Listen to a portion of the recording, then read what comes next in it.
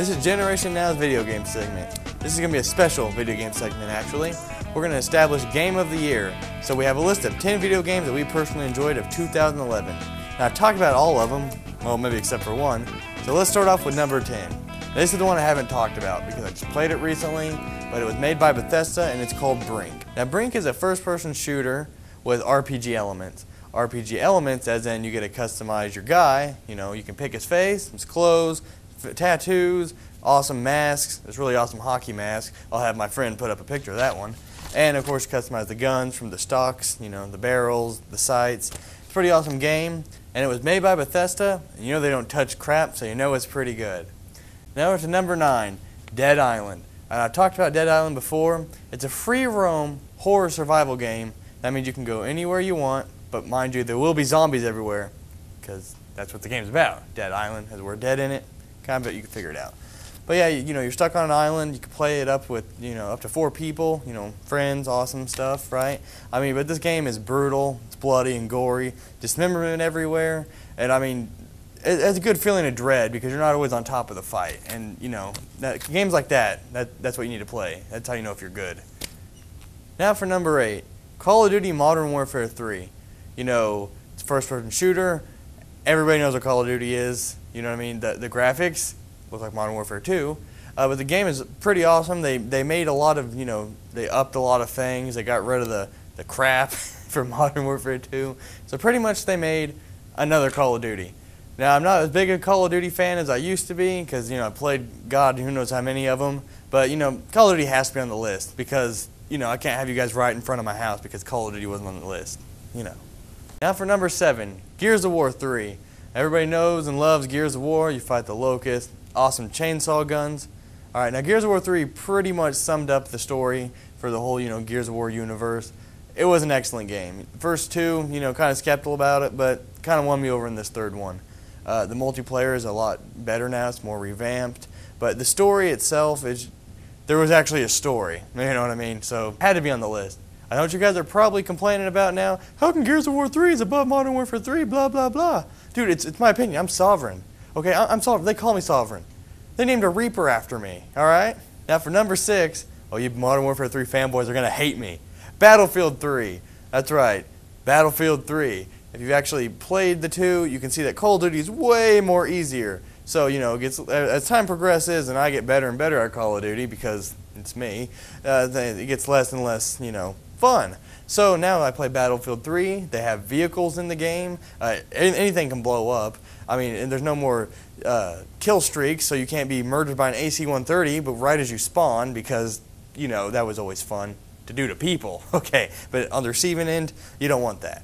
But yeah, Battlefield 3, a lot more tactical. You actually have to have a team and use team tactics to succeed, unlike Call of Duty, because, you know, I run around, run and gun, and get 30 kills and die 4 times. I mean, I'm super serial about that, because on Battlefield 3, I find myself being, you know, shot a lot.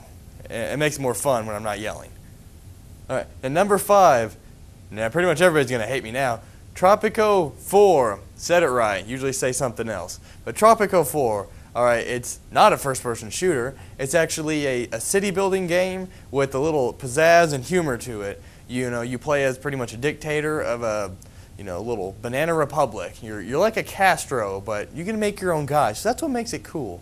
And you get your little traits. You can be a womanizer. Pfft, yeah, right here. Or charismatic, or a propaganda specialist. Yeah, me.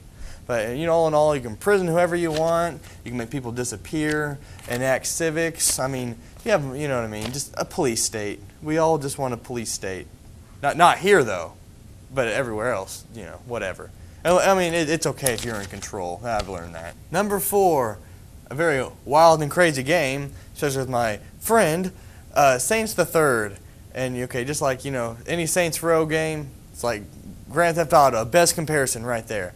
You don't know what Grand Theft Auto is? You shoot people, you steal cars, you shoot prostitutes.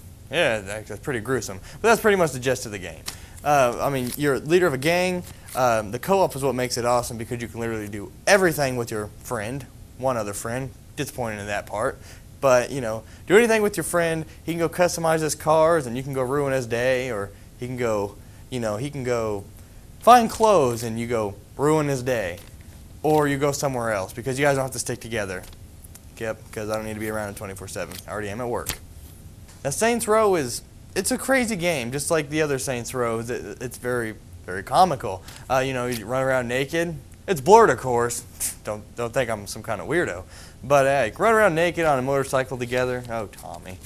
But anyway, yeah, I mean, you can shoot squids at people from a squid gun that mind control people. You can take futuristic weapons and hover motorcycles and run down the law, which is I wouldn't recommend doing in real life, but you can do this in a game.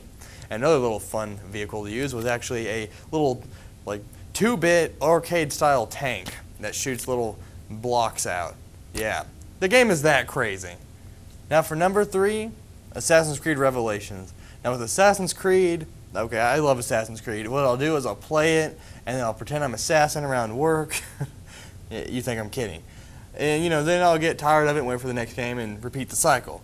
All right. I mean, it's just like any other Assassin's Creed game, pretty much, with a little extra, something. You play as Ezio. You're old now. That's why you wear a mask. Oh, you can wear a mask. I do it. Makes you seem more threatening. But yeah, pretty much, it's a free climbing game. You can jump on anything. You fight the Templar Order because they're trying to brainwash everybody, and that is no good. And pretty much the plot of the story is you get the Assassins against the Templars. Pretty much the Templars want to indoctrinate everybody using ancient technology to pretty much make a complete order on this planet, all peace, no more bad guys through indoctrination, which it sucks because who wants that? And it's pretty much this huge secret war that's going on. The Assassins are trying to prevent it because of Altair from the first game knows what's going on. He pretty much pushes the Assassins into that direction because before him they were just your higher assassin guys, and he gave them a purpose. And pretty much through the ages, you hunt down Templars. Now for number 2 is Shogun 2 Total War. I almost forgot I could do computer games, so I did a computer game. Also, the Total War games are my favorite thing on the computer to play, just hands down. So yeah, Shogun 2 Total War. It's kind of like the other Total War games, except for now it's in Japan, which there was actually an original Shogun back in the 90s or 2000s, and it was probably horrible.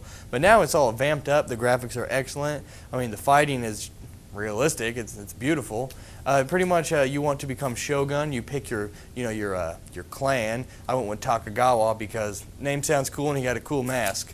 So one thing I didn't like, one thing a little iffy about, that they all seem like the same kind of people because they're different clans and the same people. In the other Total War games, you had different nations. Anyway, yeah, it's a great game. Send your ninjas out, huge scale battles, and you fight to become Shogun.